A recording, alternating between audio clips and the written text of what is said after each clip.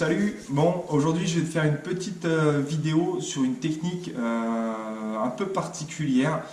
C'est pas vraiment une technique miracle, mais c'est une technique qui peut te permettre d'acheter des lots, enfin des appartements ou des immeubles surtout, ça sera plus pour des immeubles, avec travaux et des immeubles un peu plus gros que ce que tu pensais. Je m'explique, pour faire simple, je vais te donner un exemple. Je vais te donner l'exemple d'un des hôtels que j'ai acheté qui fait 600 mètres carrés habitables, 800 mètres carrés au total. Si tu veux que moi, quand j'ai visité ce bien, clairement, je m'étais dit, j'ai pas les moyens d'acheter le bien. Je vais te donner des chiffres. Le bien était à vendre 147 000 euros, 153 000 euros avec les frais d'agence. Et avec les frais de notaire, ça montait à 160, enfin bref, je sais plus exactement, mais 170 000 euros, admettons. Et moi, je savais que j'avais une capacité d'emprunt de grand max 230 000. Quoi qu'encore, encore, c'était vraiment limite, ça a été très compliqué. D'ailleurs, on n'a eu qu'une banque à nous suivre sur 15 banques. Enfin bref. Et donc voilà, je m'étais budgétisé à 230 000 euros total. Je savais que je ne pouvais pas emprunter plus, c'était pas possible. Donc si je présentais un dossier comme celui-ci avec la totalité des travaux, et là en l'occurrence il aurait fallu pas 230 000 mais plutôt 450 000, 400, ouais, 430, 450 000, ça serait, enfin, j'aurais jamais pu acheter ce bien. Donc ce que j'ai fait, c'est j'ai regardé le potentiel du bien, là où il y avait le moins de travaux. Donc là, c'était au niveau des parties chambres. Donc il y avait un peu d'électricité à refaire, réinstaller des cuisines, un peu de salle de bain. Mais c'était pas des gros travaux parce que c'était relativement propre. Les murs étaient propres, c'était sain. On a changé aussi les porte-feu. Enfin bref, c'était pas des gros travaux. Donc je me suis dit, allez, avec mon budget de travaux, qu'est-ce que je peux refaire dans le bâtiment si j'achète ce bâtiment tel quel parce que c'est une pépite, il était hyper rentable. Et j'ai fait mes petits calculs, et il se trouve que ce bien, donc la pépite dont je vous parle, c'était vraiment une pépite de chez Pépite, parce que c'est un immeuble qui avait été, enfin un hôtel qui avait été vendu en 1991, l'équivalent de 550 000 euros. Donc voilà, là on l'a acheté 153 000 euros, alors que l'électricité avait été refaite en 2006 et qu'il y avait pour plus cher que le prix de vente du bien, donc enfin c'est assez fou.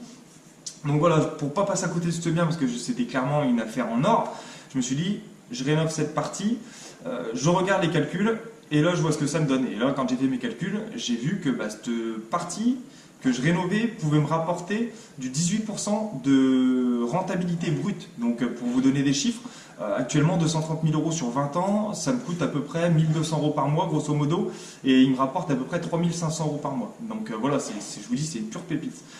Maintenant, il me reste une grosse partie en travaux que j'ai laissé en stand-by. Ce qui m'a permis de continuer à investir, c'est le fait que mon bien soit rentable. Donc quand je le présente aux banques, je ne leur parle pas forcément de la partie travaux. D'ailleurs, c'est même pas une obligation de leur en parler parce que le bien, je pourrais très bien me dire, je le loue tel quel et la partie travaux, je la fais jamais, quoi.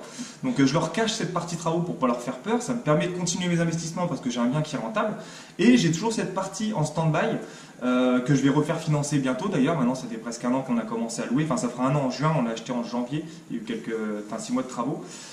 Et donc là voilà, ça m'a permis, grâce à cette petite technique, d'acquérir ce bien et d'avoir une très belle rentabilité. Bon, c'est exceptionnel, hein, honnêtement, des rentabilités comme ça court pas les rues. Et ça m'a permis d'acquérir un gros bien qui a une grosse valeur avec pourtant peu de moyens.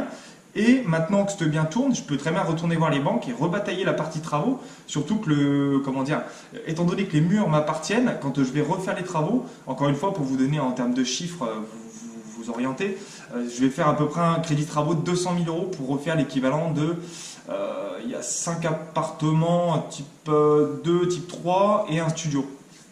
Et ces appartements-là vont me générer, je crois, à peu près 2 900 euros de moyenne, j'avais calculé.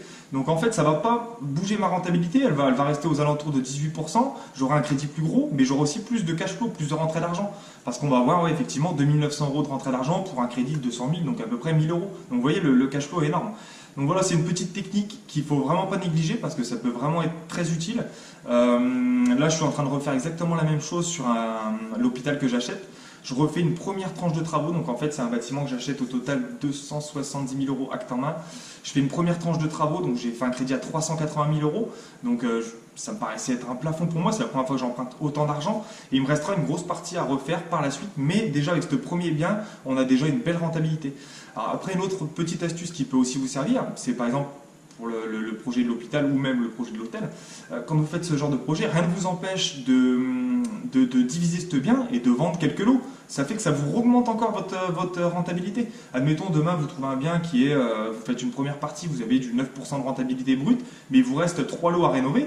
Rien ne vous empêche de vendre des lots. Alors après, attention, il y a la fiscalité qui rentre en jeu, il y a plusieurs choses qui rentrent en jeu, il ne faut pas trop vendre non plus parce que vous pouvez être qualifié marchand de biens, enfin bref. Mais voilà, c'est possible de vendre un lot par exemple et de récupérer un peu d'argent, ce qui fait que ça réaugmente le cash flow. Enfin, il y a plein de petites stratégies comme ça à mettre en place qui peuvent être intéressantes. Donc voilà, j'ai fait le tour de cette petite technique du loup. J'espère que ça vous aura plu et je vous en raconterai d'autres. J'en ai encore sous le manteau. Allez, à bientôt. Salut!